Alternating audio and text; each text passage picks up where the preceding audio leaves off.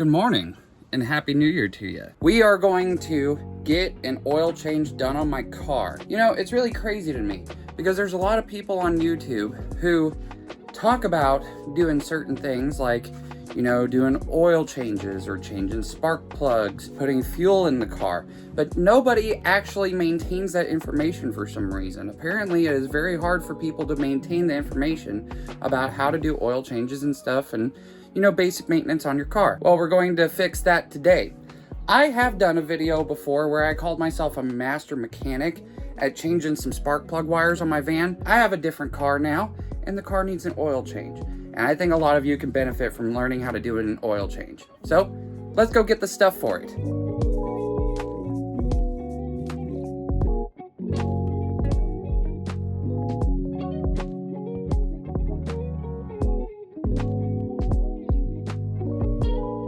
So you may be asking yourself, Jacob, why don't you just take your car over to a licensed mechanic and have them just do the oil change themselves? Like, why are you trying to do it yourself? It's because that I think that it is a very important thing to know how to do things to your car if you ever need to do any maintenance to them. Now, don't get me wrong, I'm not saying that I'm the best car owner in the world. Yeah, there's a lot of things that I could change. Definitely need to get this clean. Basic maintenance does also make people feel better about owning their car because then you know your car.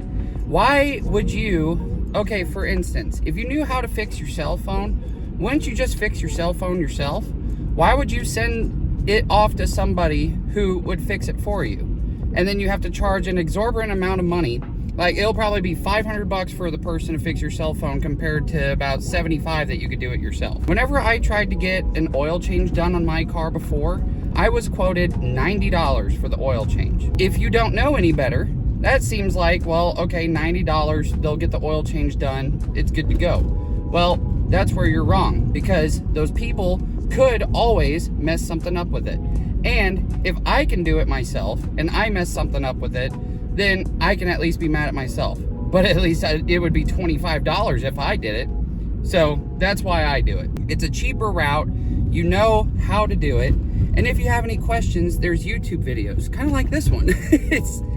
It's really not that hard to do an oil change. It's just having the mindset and the perseverance to actually do it.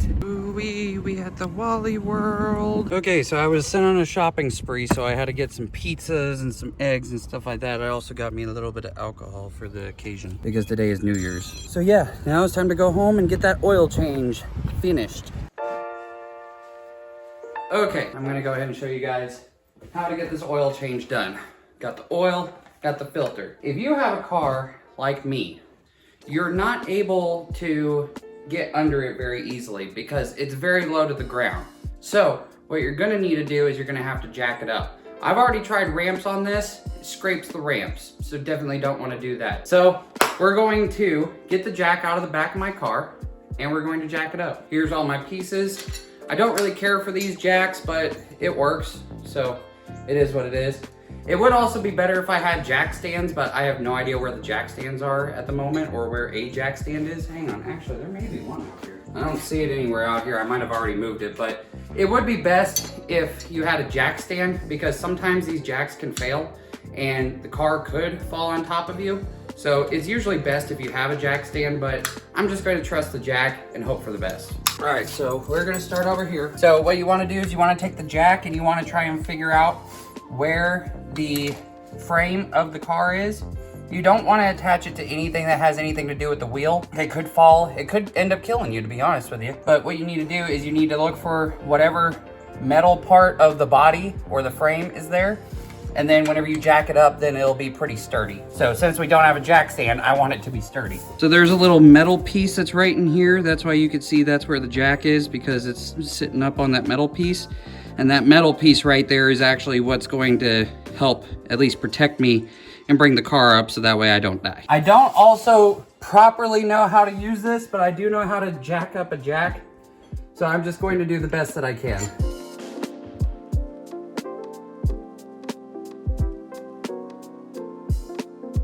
All right, it's steadily getting it up here. Another safety measure to have is to also get your e-brake turned on.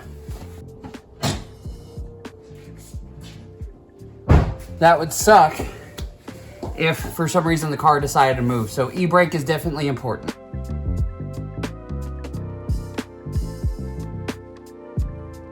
And after your e-brake is on, then you just keep jacking it up. As long as you have a good steady surface that you can jack it up with, then make sure your e-brake is good and just keep going. See, now the tire is coming off of the ground. And the car is officially off the ground. You see, now I can put my hand under the tire. That's actually scary. Oopsie. All right, I think that's good enough. It's about 1.5 inches off the ground. So I think that'll be good enough. Okay, so very tight quarters. As you can tell, you can barely see me. But check this out, okay? Oh, the light's not really that good, but what I got my finger on right here is the oil filter. I only know that because I put the last one in, and I'm putting in a new one. After so many miles, it's just good to get a new oil filter. It's not really good to use the old one, so gotta take that off. And then another thing, there is a drain plug. There we go. So yeah, see, here's the filter. And then right there, it says engine oil. And then this is your drain plug. So you use the drain plug to get rid of the oil. And then once all the bad oil is out of there, you tighten up the drain plug. Then afterwards, you take the filter off and you drain out the oil and everything from the filter and put the new filter back on. So that's what we're gonna go ahead and do. But first I gotta get my tray. So I also didn't say this, but this job is going to, require some tools, which I think is probably obvious. So this tool right here, I wanna say is a 14. If I remember right, I believe this was a 14. Oh, and it's gonna be warm because I just drove, so that's gonna be a pain. So let's try the biggest size. This size is a 14. Let's see if that'll work. Oh. It's bigger. Every car is different, so you never know if you're gonna have the right tool or not. There's a 17. I don't know if that's gonna work or not. Oh, and by the way, a 10 millimeter, if you're a mechanic, a 10 millimeter is usually a dime a dozen. So if you find a 10 millimeter socket or wrench or ratchet, hold on to that. Let's see if a 17 will fit. Please, dear Lord. It does! Look at that. All right, so now what we gotta do is we gotta turn and loosen it. Let me move this bucket real quick. So you gotta get on here and loosen it. Just like that. And see, I've already done an oil change on it, so it was a lot easier to untighten than whenever manufacturers or other oil change places do it. So this was pretty easy. I try to keep my hand out of the way because it's about to spurt out of there. And where's the end of this? It's right there. Okay. So now we're just gonna let that go down. You will get covered in oil. That's why I said this is a dirty job, but I want to keep that right here so that way it doesn't get lost. So we're gonna let this drain for just a little bit and come back.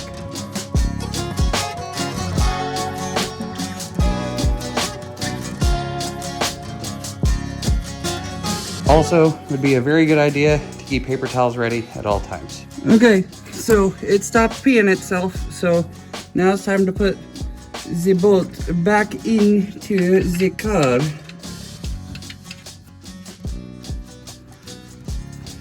All right, so that's back on, and then you take your handy dandy 17 that I have, but it could be different for you.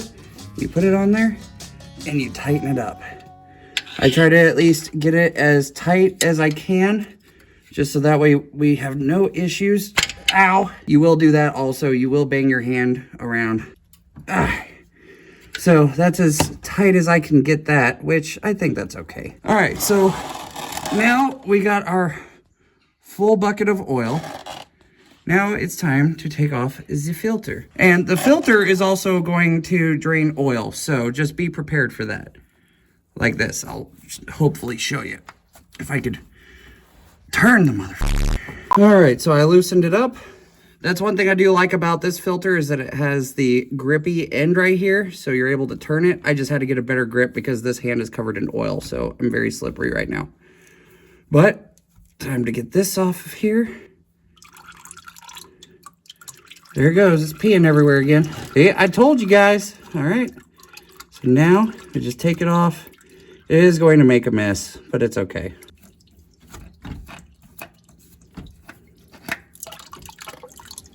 And then boom shakalaka. Now this oil filter didn't really look too bad, so that's not a huge ordeal, but definitely needs to be replaced. Okay, now it's time.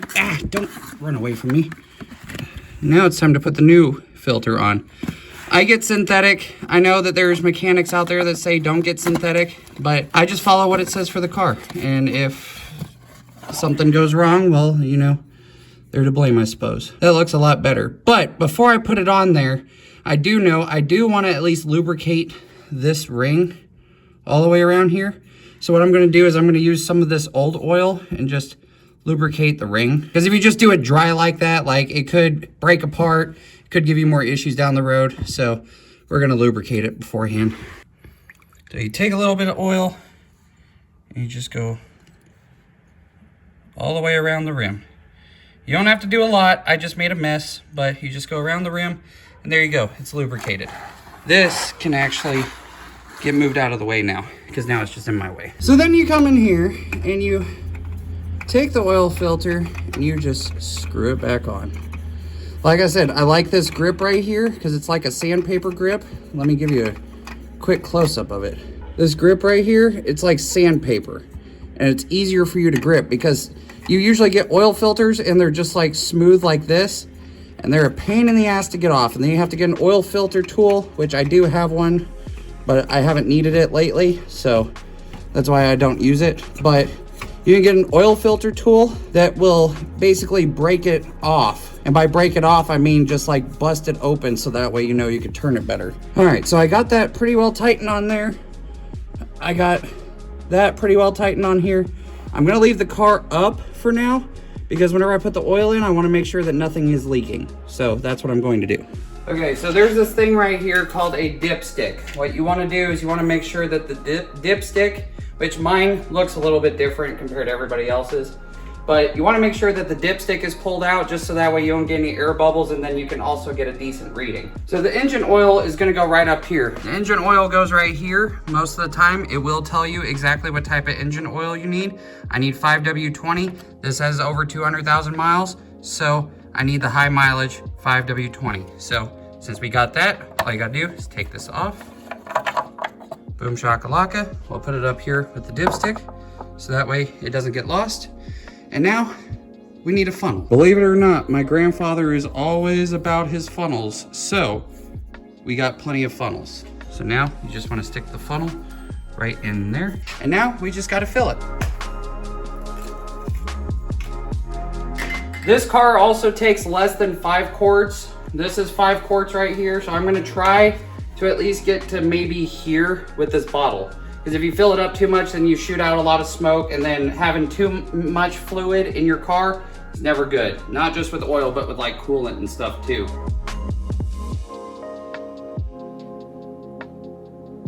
Forgot this funnel is a very small funnel, and it takes forever.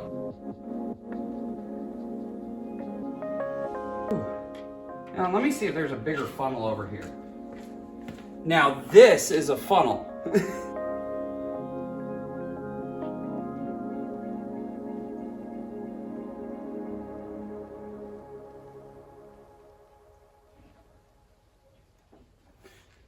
Okay, now we gotta check the underside and make sure nothing is leaking. Don't see any leaks. Everything is tight together. That wasn't from any leaks. That was just from me being underneath there. Okay, so now we're gonna put this cap back on, and I'm going to put the dipstick in, but I need to get paper towels first. And the reason why you get paper towels first is because whenever you put the dipstick in, you put it right down into its hole, and then you gotta make sure that the level is the way that it needs to be. I put it in there. It shows that it's past that second dot. It doesn't always tell you if it's full. Some dipsticks say full, some dipsticks don't. Usually what I go by is just the second dot that's on here. I also like to check it twice just in case if it's a misreading. So then I pull it out. You can't really see it because it's brand new oil, but boom shakalaka, it's past the dot. So that means the oil is good to go. Now, the last thing that I got to do, some vehicles have this, some vehicles don't. Since mine is a Honda Fit, my vehicle has this thing where it has an oil life percentage. So what I have to do every time we go through with an oil change, I'll just show you exactly. So this button right here changes in between all these screens. So now it's at the oil life percentage. So what you got to do is you got to hold this in until it starts flashing. There's usually some letters that come up above the line right there at oil life. So once you see that, usually that's a clear indicator. Yeah, see, there you go. So B, 12, and 4 will pop up. And then what you got to do is you got to hold it for another 5 seconds and release. And boom shakalaka, it's at 100% again. And that's all there is to it. And you also got to follow your local state regulations and government regulations for getting rid of oil, however which way you decide to do it. Usually you could take it to an auto parts store, or you could take it over to like a local Walmart or something, and over at their automotive department they could just go ahead and recycle it for you. It's always good to recycle your oil. So this oil is going to end up disappearing. It's going to get recycled properly. So yeah, otherwise that's how you do an oil change. As an amateur master mechanic, no, just an amateur person working on their car, I think that it was at least in my right mind that I would show you guys everything that I possibly could with it. So thank you guys for watching. I appreciate you. I hope you learned something today. And yeah, I'm glad that we started this on New Year's. So thank y'all, and we'll see you in the next video. Look out for it. Make sure to subscribe, turn on notifications, and like the video and comment down below. So anyway, thank you guys. Bye-bye.